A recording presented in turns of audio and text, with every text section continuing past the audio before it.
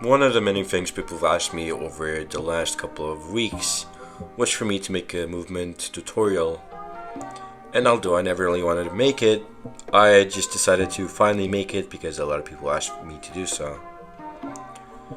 I'm gonna go ahead and explain and show you 5 different movement mechanics, as well as an extra one that you can use that I find a little bit hard to do, but these are the 5 main movement mechanics that I use in fights. Now, I'll be ranking them from easiest to hardest to do because a lot of them are easy opposed to others which are just incredibly hard. I'm ranking them based on personal difficulty.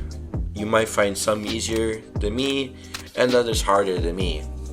It's totally up to your personal opinion.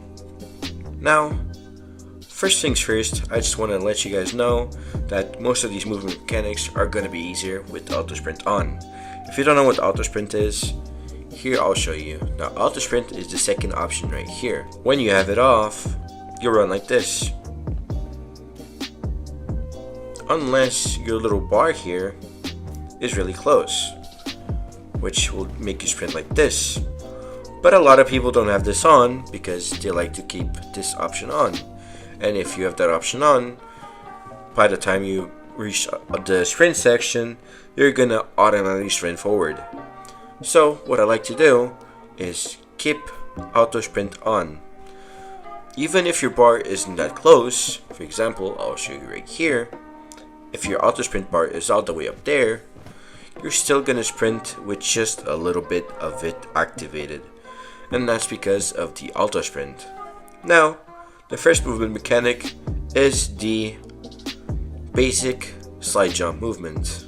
Now, the slide jump movement is just pretty simple. You just slide, jump, and you aim in if you want. You can also just hip fire, but it's pretty basic. And a lot of people do this, and it works out in a lot of fights. Because if you're not fighting anyone that's sweaty, this is gonna work out 9 out of 10 times. Even with all these advanced movement mechanics, I still think it's a very decent movement mechanic to use.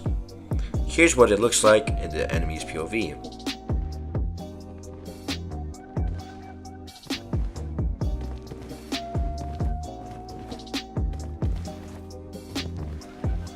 As you can see, it's pretty good. It's not the best in this list, but it's the easiest to make. It's the easiest to replicate, and honestly, it's very usable. On to the second one, it is the slide cancel. Now, the slide cancel isn't as usable.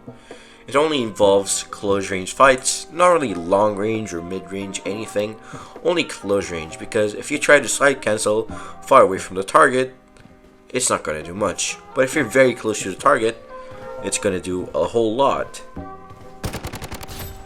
It is very simple to make, and it is very simple to counter. You just have to maintain your distance.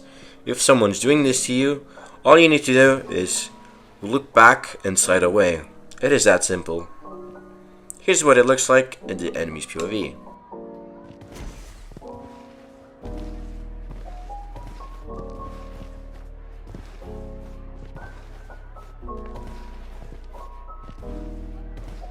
Now, moving on to the next movement mechanic. This one was brought to my attention by Schlog. Big shout out to him. His YouTube is going to be in the comment section. It is a very useful movement, and I didn't know about it until recently, but basically, it's this.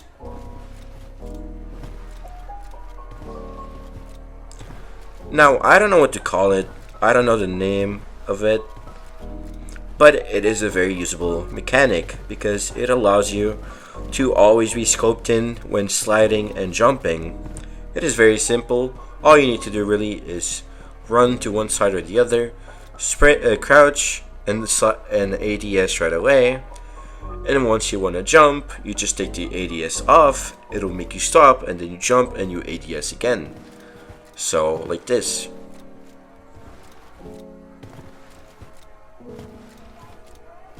As you can see, it's very simple. And here's how it looks like in the enemy's POV.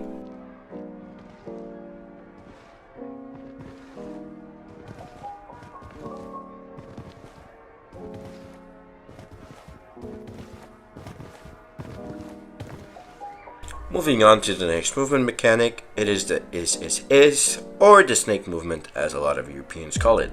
I don't really know why, but they do. The is pretty usable, but it is very hard to do, as you can see right here. But it works a lot in fights. Now, I will not say that this movement mechanic is easy to control. It isn't. I personally don't use it at all, or a lot. I use it a little bit here and there, but it's mostly to just do this, to slide a little bit faster. Now, the movement mechanic is pretty simple. You just run, you slide at an ADS, and then right away you on ADS and you slide again. So like this. But you gotta make sure that you're going from side to side. Like this. Oh, like this. Oh, like this.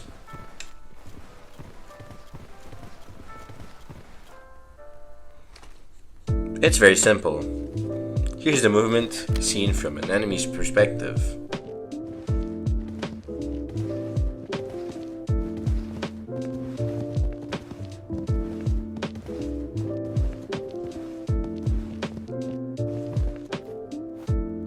And the last movement we're going to be talking about in this video is the Invalidadas, or the invalid jump, which involves you aiming in your gun, taking the ADS off, sprint and jumping, and then ADSing again. It's very simple. You do it like this. There's an easier way of this movement called the escapity strafe, which just involves you jumping from one side to the other, the same way Invalidadas works, without involving the use of the ADS.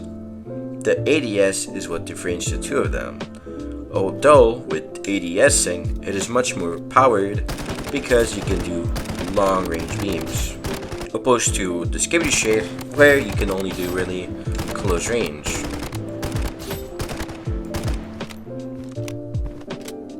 Here is both of them seen from the enemy's perspective.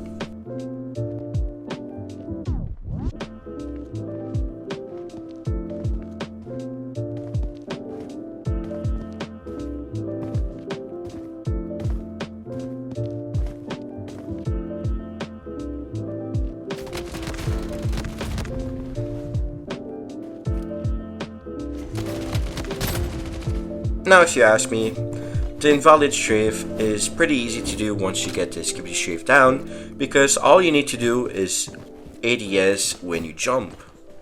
But of course, doesn't mean that it's easy. In my opinion, the is harder, but the isn't as OP as the escapity strafe and the Invalidadas, because with the is most of the time you're just gonna be sliding in the same area, opposed to the escapity strafe where you're just gonna be doing this. You're constantly gonna be circling around your enemy, opposed to the is where you have to be around the same area for it to actually be effective. But then again, you're allowed to have your own opinion. If you think something's harder than another movement, then you can have that opinion. I'm not gonna tell you, oh, this is harder than this. You can make that own assumption yourself. Now, if you have any questions, please ask me in the comments, because a lot of you guys seem to have trouble understanding. So if you guys want a part 2, just let me know. Again, a lot of people ask me for a part 2 on the aim guide video, and that will happen, don't worry. I will be posting a part 2 on that video very soon. I don't know when that'll be, but it'll be very, very soon, so do not worry. But yeah, thank you guys so much for watching. If you would like to support me and my content, please consider subscribing and becoming a member, as that'll help me a lot with my content creation career. But yeah, hope you guys enjoyed and have a good one. Peace.